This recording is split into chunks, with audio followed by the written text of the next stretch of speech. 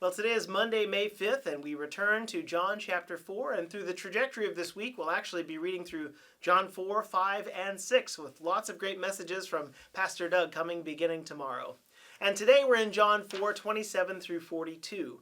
And our theme verse is verse 29. Come see a man who told me everything I ever did. Could this be the Messiah? Let's listen in. In verse 27, just then his disciples returned and were surprised to find him talking with a woman, but no one asked, "What do you want?" or "Why are you talking with her?" Then, leaving her water jar, the woman went back to the town and said to the people, "Come, see a man who told me everything I ever did. Could this be the Messiah?" They came out of the town and made their way toward him. Meanwhile, his disciples urged him, "Rabbi, eat something." But he said to them, "I have food to eat that you know nothing about." Then his disciples said to each other, "Could someone have brought him food?" "My food," said Jesus, "is to do the will of him who sent me and finish his work. Don't you have a saying, 'It's still 4 months until harvest'? I tell you, open your eyes and look at the fields. They are ripe for harvest. Even now the one who reaps draws a wage and harvests a crop for eternal life, so that the sower and the reaper may be glad together. Thus the saying, 'One sows and another reaps,' is true. I sent you to reap what you have not worked for. Others have done the hard work, and you have reaped the benefits of their labor." Many of the Samaritans from that town believed in him because of the woman's testimony.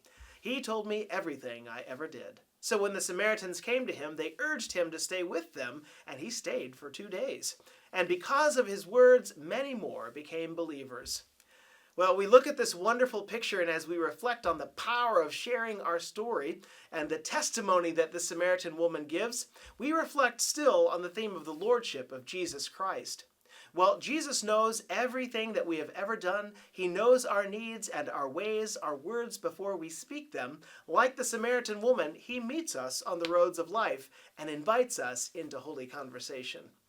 The next time you find yourself in a position of having a holy conversation, may you remember that you have walked with the King of Kings and the Lord of Lords, Messiah, King Jesus, that his Spirit is within you and that there's power in sharing the good news with others. May you have the boldness to share what God has done in your life, just as this Samaritan woman became a vessel for sharing God's news with others. Well, there's a song that I love that's called "Bringing in the Sheaves," and you may know it. Sowing in the morning, sowing seeds of kindness, sowing in the noontime and the dewy eve, waiting for the harvest and the time of reaping, we shall come rejoicing, bringing in the sheaves, bringing in the sheaves, bringing in the sheaves. We shall come rejoicing, bringing in the sheaves, bringing in the sheaves, bringing in the sheaves. We shall come rejoicing, bringing in the sheaves.